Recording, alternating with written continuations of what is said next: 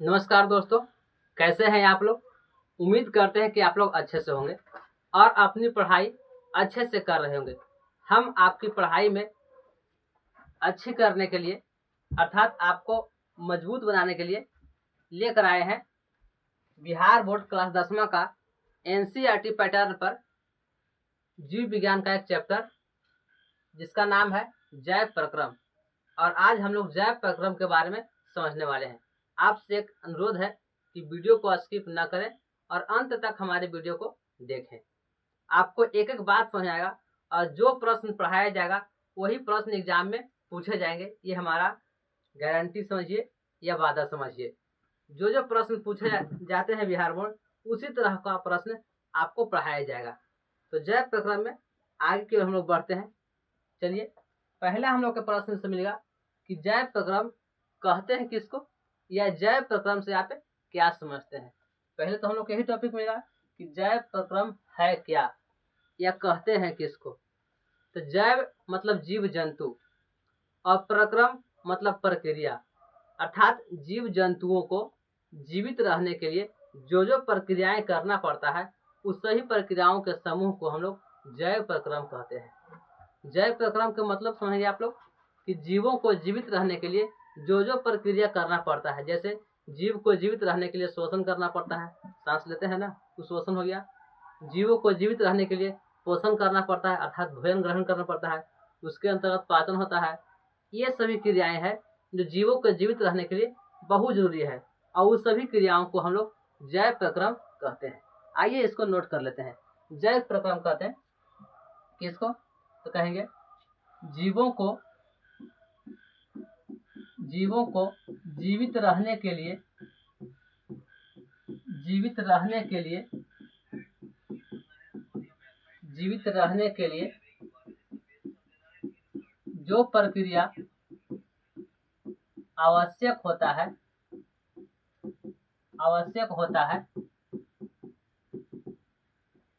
उन सभी प्रक्रियाओं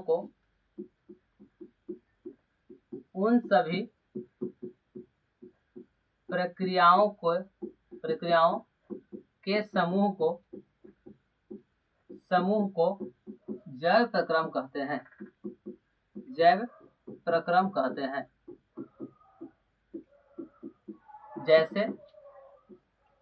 जैसे पोषण,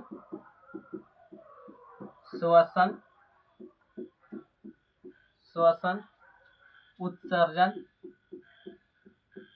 उत्सर्जन इत्यादि कर लीजिए। ये जीवों को जीवित रहने के लिए बहुत जरूरी होता है, या आप दूसरे शब्दों में कह सकते हैं कि उन प्रक्रियाओं का समूह जिसमें सभी प्रकार के जीवों का भरण पोषण होता है उसे जैव प्रक्रम कहते हैं। दूसरे शब्द में बोल सकते हैं कि उन प्रक्रियाओं का समूह जिससे सभी प्रकार के जीवों का भरण पोषण होता है, अर्थात जीवों का भरण पोषण होने वाला प्रक्रियाओं का समूह ये जैव प्रक्रम है। तो क्लियर है आप लोग को जैव प्रक्रम। चलिए आगे हम लोग देखते हैं कि जैव प्रक्रम में क्रिया बताया गया पहला पोषण। तो इस चैप्टर में पहला पाठ में हम लोग को पढ़ना है, पाठ 1 में पोषण, जो जैव प्रक्रम का ही है। अब हम लोग पोषण के बारे में ही पढ़ेंगे, तब उसके बाद पढ़ेंगे श्वसन, उसके बाद अन्य जो प्रक्रिया है उन सभी को अध्ययन करेंगे। ध्यान दीजिएगा, पोषण कहते हैं किसको। पोषण इंग्लिश में इसको न्यूट्रिशन कहते हैं, आपको नोट्स में मिल भी जाएगा। पोषण क्या है, कहेंगे कोई भी जीव जंतु शरीर बनाने के लिए एवं ऊर्जा प्राप्त करने के लिए खाद्य पदार्थों का सेवन करता है, उसे पोषण कहते हैं। फिर से, कोई भी जीव जंतु या पेड़ पौधे अपना शरीर बनाने के लिए और ऊर्जा प्राप्त करने के लिए खाद्य पदार्थों का सेवन करता है, उसी को हम लोग पोषण कहते हैं। अब इसको नोट कर लेते हैं। पोषण कहते हैं किसको, कहेंगे कोई भी जीव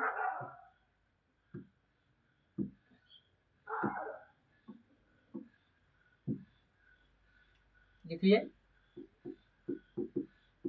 कोई भी जीव जंतु अपना शरीर बनाने के लिए, अपना शरीर बनाने एवं ऊर्जा प्राप्त करने हेतु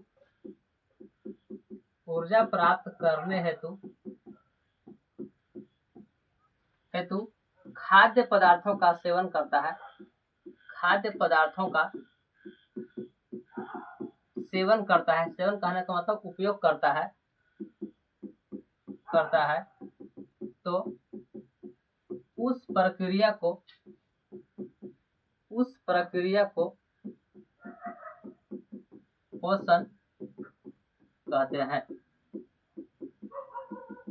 मतलब शरीर बनाने के लिए और ऊर्जा प्राप्त करने के लिए हम लोग खाद्य पदार्थों का सेवन करते हैं तो वो प्रक्रिया को हम लोग पोषण कहते हैं। और पोषण की प्रक्रिया जो जीव करते हैं उस जीव को पोषी कहते हैं। पोषण की प्रक्रिया करने वाले जीव को पोषी कहते हैं। आगे इसमें प्रश्न और पड़ेगा कि पोषी कहते हैं किसको, ऐसा ही प्रश्न में आ सकता है पोषी। तो कहेंगे पोषण की प्रक्रिया करने वाले जीवों को पोषी कहते हैं। पोषण की प्रक्रिया करने वाले, इसको भी नोट कर लेते हैं। पोषण की प्रक्रिया करने वाले जीवों को पोषी कहते हैं। हम लोग यहाँ पे दो प्रश्न देखें, पहला देखें पोषण, दूसरा देखें पोषी। पोषण जो प्रक्रिया होती है उस प्रक्रिया को करने वाले जीव को हम लोग पोषी कहते हैं। और पोषण तो समझे कि प्रक्रिया है जिसमें कोई भी व्यक्ति या जीव जंतु शरीर बनाने के लिए एवं ऊर्जा प्राप्त करने के लिए खाद्य पदार्थों का उपयोग करता है। जैसे हम लोग खाना खाएंगे तो हमारा खाना खाने का उद्देश्य होगा हमारा शरीर वृद्धि हो, ऊर्जा की प्राप्ति हो, ये हमारा लक्ष्य होता है और इसी लक्ष्य से हम लोग पोषण करते हैं। क्लियर है आपको? आगे बढ़ते हैं। अब देखते हैं पोषण के बारे में। पोषण कितने प्रकार के होते हैं? पोषण के प्रकार, और पोषण के बारे में देखा जाए तो दो प्रकार के होते हैं। एक होता है स्वपोषण, दूसरा होता है परपोषण। स्वपोषण, दूसरा होता है परपोषण। स्वपोषण क्या है? स्वपोषण जब कोई जीव जंतु या पेड़ पौधे अपना भोजन का निर्माण स्वयं अपनी कोशिकाओं के द्वारा करता है तो उसे हम लोग, उस प्रक्रिया को हम लोग स्वपोषण कहते हैं। जब कोई जीव जंतु या पेड़ पौधे अपना भोजन का निर्माण स्वयं अपनी कोशिकाओं के द्वारा करता है, अपनी कोशिका का उपयोग करके। जैसे हरे पेड़ पौधे, उनके पास जो कोशिकाएं होता है उन कोशिकाओं के सहयोग से अपना भोजन तैयार करते हैं और इसके साथ साथ उन्हें प्राकृतिक अवयवों की आवश्यकता होती है। तब ध्यान दीजिएगा, स्वपोषण किसे कहेंगे? तो जब कोई जीव अपना भोजन स्वयं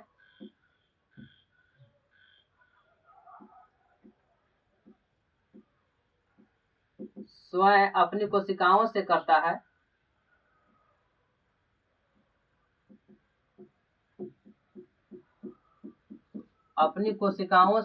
है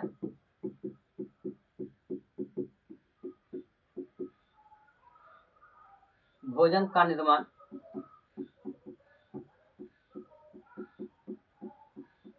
अपनी कोशिकाओं से करता है तो उसे स्वपोषी कहते हैं। स्वपोषी कहते हैं। क्लियर है? जैसे हरे पेड़ पौधे,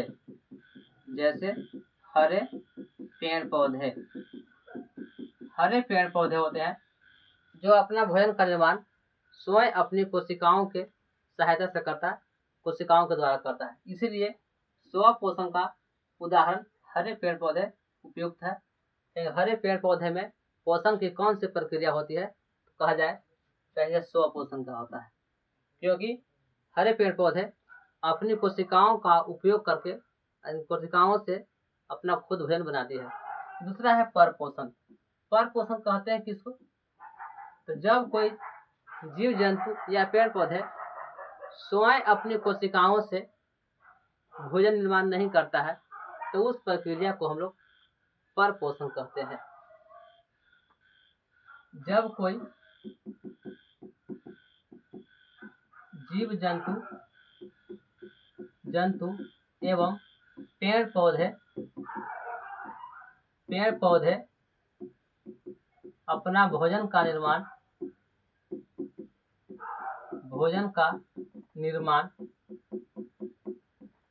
स्वयं अपनी कोशिकाओं से नहीं करता है, स्वयं अपनी कोशिकाओं से नहीं करता है, अपनी कोशिकाओं से नहीं करता है, तो उस प्रक्रिया को परपोषण कहते हैं। उस प्रक्रिया को परपोषण कहते हैं। दोनों प्रश्न क्लियर है आप लोग का? स्वपोषण एक प्रक्रिया है जिसमें जीव जंतु या पेड़ पौधे अपना भोजन स्वयं अपनी कोशिकाओं के द्वारा करता है, उसे स्वपोषण कहते हैं। उसी में आएगा स्वपोषी। किसे कहते हैं? स्वपोषी। तो स्वपोषण की क्रिया करने वाले जीवों को स्वपोषी कहते हैं। यहाँ पे लिखा गया, जब कोई जीव अपना भोजन का निर्माण स्वयं अपनी कोशिकाओं से करता है तो उसे स्वपोषी कहते हैं तथा इस प्रकार की क्रिया को स्वपोषण कहते हैं। इस प्रकार की क्रिया होती है, इस क्रिया को स्वपोषी कहते हैं। तब थोड़ा सा का फर्क है दोनों में, स्वपोषी और स्वपोषण में। फिर परपोषी और परपोषण में थोड़ा सा का फर्क पड़ जाता है। देखिए क्लियर करते हैं दोनों को। एक है स्वपोषण, दूसरा है स्वपोषी। दोनों। स्वपोषण क्या है? तो स्वपोषण एक प्रकार का प्रक्रिया है और स्वपोषी क्या है? तो प्रक्रिया को करने वाला जीव है। स्वपोषण एक प्रकार की प्रक्रिया है और इस प्रक्रिया को करने वाला जीव स्वपोषी कहलाता है। स्वपोषण एक प्रक्रिया है, इस प्रक्रिया को करने वाला जीव स्वपोषी कहलाता है। तो ये प्रक्रिया बताएं कि स्वपोषण की प्रक्रिया क्या है। तो इस प्रक्रिया में कोई भी जीव जंतु या पेड़ पौधे स्वयं अपनी कोशिकाओं से अपना भोजन का निर्माण करता है। क्लियर है? उसी प्रकार से यह है परपोषण और परपोषी। परपोषण और है परपोषी। परपोषण क्या है? तो परपोषण प्रक्रिया है और परपोषी क्या है? तो प्रक्रिया को करने वाला जीव है। इन परपोषण एक प्रकार की प्रक्रिया है जिसमें जीव जंतु या पेड़ पौधे अपना भोजन का निर्माण स्वयं अपनी कोशिकाओं से नहीं करता है और उस प्रक्रिया को हम लोग परपोषण कहते हैं। और परपोषण की प्रक्रिया करने वाला जो जीव होगा उस सभी जीव को परपोषी जीव कहते हैं। परपोषी में जैसे आ गया मनुष्य है, स्वपोषी नहीं है, परपोषी है। मनुष्य हो गया।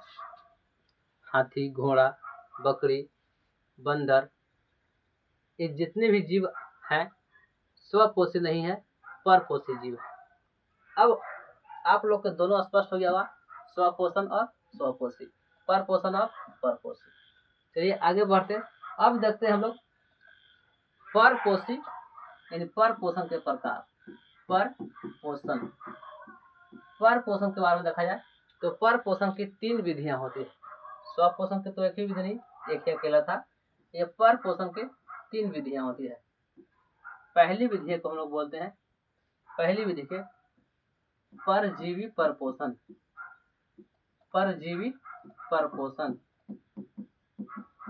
दूसरा को बोलते हैं मृतजीवी परपोषण और तीसरा को बोलते हैं प्राणी संपोषी परपोषण, प्राणी संपोषी परपोषण अर्थात परपोषण के 3 प्रक्रिया हुआ। परपोषण के 3 प्रक्रिया, पहला बोलेंगे परजीवी परपोषण, दूसरा मृतजीवी परपोषण, तीसरा प्राणी संपोषी परपोषण। अब बारी बारी से समझते हैं कि परजीवी परपोषण क्या है, मृतजीवी परपोषण क्या है और प्राणी संपोषी परपोषण क्या है। अब ध्यान दीजिएगा कि परजीवी परपोषण की जो क्रिया करेगा उस क्रिया को करने वाला जीव को हम लोग परजीवी कहेंगे। कैसे बोलेंगे? परजीवी। देखिए यह एक प्रक्रिया होगा, इस प्रक्रिया को करने वाला जीव को हम लोग परजीवी कहेंगे। उसी प्रकार से मृत जीव को देखा जाए तो मृत जीव परपोषण एक प्रकार का प्रक्रिया है, इस प्रक्रिया को करने वाला जीव कहलाएगा मृतजीवी। उस प्रकार की क्रिया करने वाला कहलाएगा जीव कहलाएगा मृतजीवी कहलाएगा। अगला है प्राणी संपोषी। तो प्राणी संपोषी क्या है? एक प्रकार का प्रक्रिया है, इस प्रक्रिया को करने वाला को प्राणी संपोषी जीव कहा जाएगा। ये था हम लोग का तीनों, परजीवी परपोषण, मृतजीवी परपोषण और प्राणी संपोषी परपोषण। अब एक एक करके बार बार से समझते हैं। पहला देखिए परजीवी परपोषण। परजीवी परपोषण, परजीवी परपोषण क्या है? परपोषण की वैसी विधि जिसमें कोई भी जीव जंतु पोषी के द्वारा बनाए गए भोजन को ग्रहण करता है, अर्थात स्वपोषी के द्वारा बनाए गए भोजन को ग्रहण करता है, या कहेंगे दूसरे जीवों पर निर्भर रहता है। पर कहने का मतलब हुआ दूसरा, पराया। जीवी मतलब जीवित रहता है, दूसरे पर आश्रित रहता है, इसलिए हम लोग इसको परजीवी कहते हैं। और इस प्रकार की प्रक्रिया को परपोषण, परजीवी परपोषण कहते हैं। देखिए जब कोई जीव जंतु एवं पेड़ पौधे, जब कोई जीव जंतु एवं पेड़ पौधे अपना भोजन के लिए किसी अन्य जीवों पर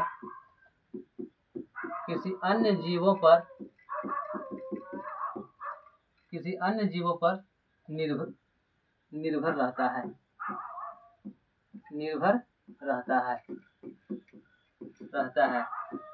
तो उसे परजीवी कहते हैं।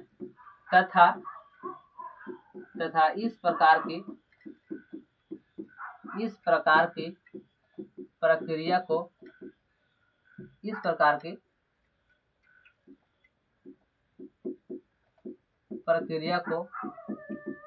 परजीवी परपोषण कहते हैं। परजीवी परपोषण कहते हैं। जो जीव होगा उस जीव को परजीवी कहेंगे और इस प्रकार की प्रक्रिया को परजीवी परपोषण कहते हैं। अब देखते हैं परजीवी परपोषण में क्या क्या हो सकता है। इसका उदाहरण परजीवी का ध्यान दीजिएगा। परजीवी के बारे में देखा जाए तो परजीवी 2 प्रकार के होते हैं। परजीवी 2 प्रकार के, एक होता है अंतः परजीवी, दूसरा होता है बाह्य परजीवी। अंतः परजीवी किसे कहेंगे? तो वैसा परजीवी जो पोषी के शरीर के अंदर रहकर अपना भोजन तैयार करता है, अर्थात अपना भोजन ग्रहण करता है, तो उसे अंतः परजीवी कहेंगे। अंतः परजीवी किसे कहेंगे? तो ऐसा परजीवी जो पोषी के शरीर के अंदर रह करके अपना भोजन ग्रहण करता है, उसे अंतः परजीवी कहेंगे।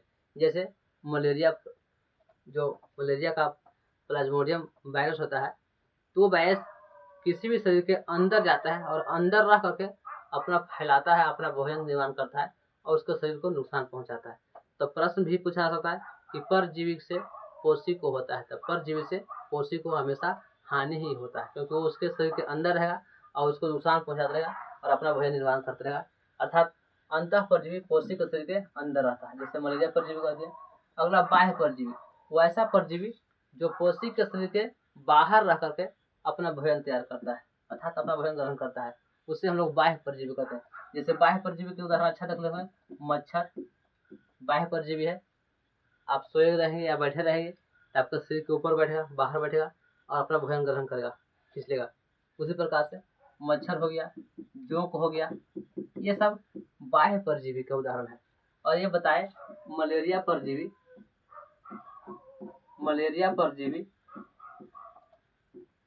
ये अंतः परजीवी था। ऐसे ऐसे और सा है, जैसे वाइवेक्स है, ओवेल है, पैल्सीफेरम है, ये सब परजीवी है जो शरीर के अंदर रहता है और अपना भोजन ग्रहण करता है। तो स्पष्ट है कि परजीवी कितने प्रकार के, 2 प्रकार के, अंतः परजीवी, दूसरा बाह्य परजीवी। अंदर रहने वाला को अंतः परजीवी, बाहर रहने वाला को बाह्य परजीवी। अब आगे हम लोग बढ़ते हैं, परजीवी के परपोषण हो गया, दूसरा है मृतजीवी परपोषण। अगला है मृतजीवी परपोषण।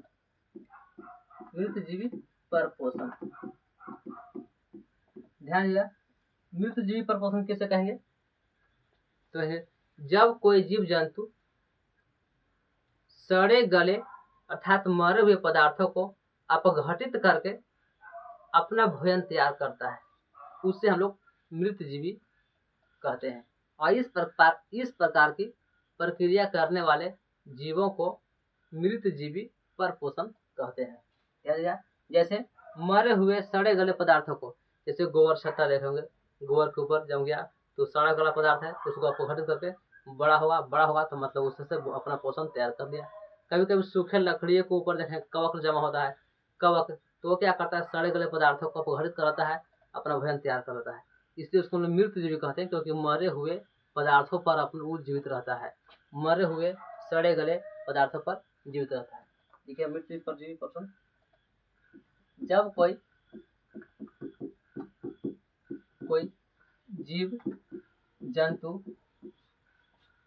एवं पेड़ पौधे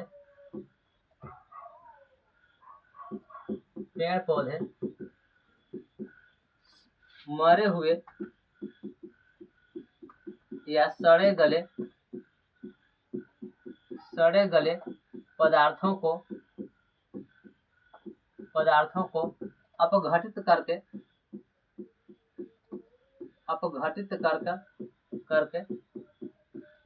अपना भोजन तैयार करता है,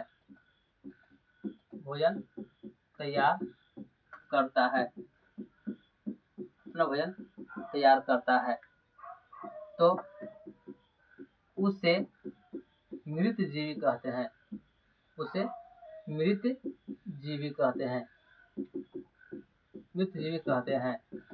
तथा इस प्रकार की प्रक्रिया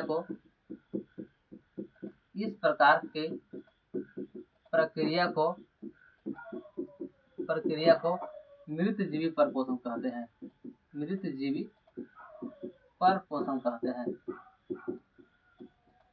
क्लियर है?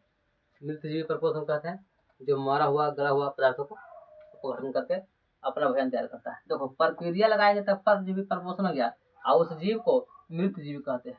जीव को बोलेंगे मृतजीवी, इस प्रक्रिया को करने वाले को मृतजीवी परपोषण कहते हैं।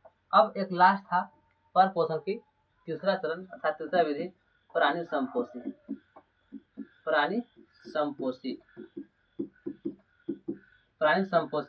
परपोषण। तीसरा परपोषण का तीसरा चरण था प्राणी संपोषी परपोषण। प्राणी संपोषी परपोषण किसे कहेंगे? जब कोई जीव जंतु तरल या ठोस पदार्थ के रूप में अपना भोजन ग्रहण करता है, तरल पदार्थ या ठोस पदार्थ के रूप में अपना भोजन ग्रहण करता है, तो उससे हम लोग बोलेंगे प्राणी संपोषी परपोषण। तरल पदार्थ के रूप में हो अर्थात पानी के रूप में, फ्लूइड के रूप में हो, या ठोस पदार्थ के रूप में, जैसे हम लोग खाना खाते हैं तो चावल हो गया ठोस पदार्थ के रूप में हो गया, दाल हो गया तरल पदार्थ के रूप में हो गया, और भी कुछ खाते हैं तो 2 चीज के रूप में हुआ। गैस फॉर्म में तो हम लोग खाते नहीं है, गैस के रूप में ऑक्सीजन ग्रहण करते हैं, अर्थात ठोस या तरल पदार्थ के रूप में ग्रहण करेगा, ठोस के रूप में या तरल पदार्थ के रूप में, तब उससे हम लोग बोलते हैं प्राणी संपोषी परपोषी। लिखते हैं इसको, जब कोई जीव जंतु अपना भोजन तरल या ठोस पदार्थ के रूप में ग्रहण करता है तो उसे प्राणी समपोषी कहते हैं। उसे प्राणी समपोषी कहते हैं।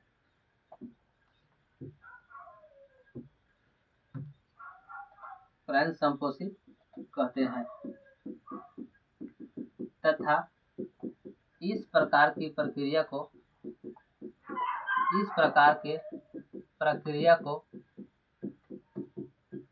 को प्राणी समपोषी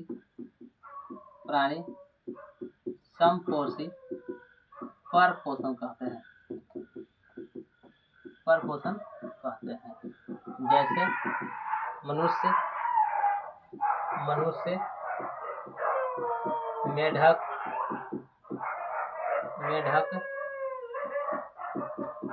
कुत्ता इत्यादि। और भी जीव हो सकते हैं जो अपना ठोस या तरल पदार्थ के रूप में भोजन ग्रहण करते हैं। क्लियर है? ये हमारा था पोषण के बारे में।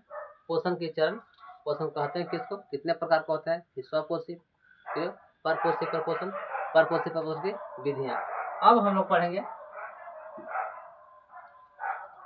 पहला, इसमें अब 3 टॉपिक बच गया। पहला हम लोग पढ़ेंगे एक कोशिकीय जीवों में पोषण।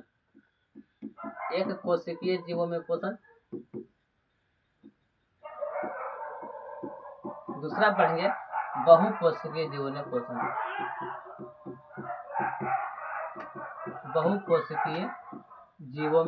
पोषण।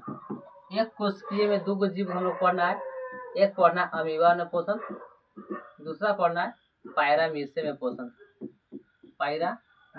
में पोषण। एक हो गया अमीबा, दूसरा हो गया पैरामीशियम। और बहुकोशिकीय जीव हम लोग को पढ़ना पड़ेगा। पेड़ पौधा में पोषण। उसके बाद पढ़ेंगे जंतुओं में पोषण। ये अब अगले नेक्स्ट पार्ट में हम लोग पढ़ेंगे एक कोशिकीय जीवन पोषण, जैसे अमीबा और पैरामीशियम में। फिर अगले नेक्स्ट पार्ट में पढ़ेंगे बहुकोशिकीय जीव, पेड़ पौधे में पोषण। फिर उसके बाद जंतुओं में पोषण के बारे में। आपको यह वीडियो कैसा लगा कमेंट बॉक्स में जरूर लिखें और अपने मित्रों तक शेयर जरूर कर दें। तब तक मिलते हैं अगले वीडियो में। धन्यवाद।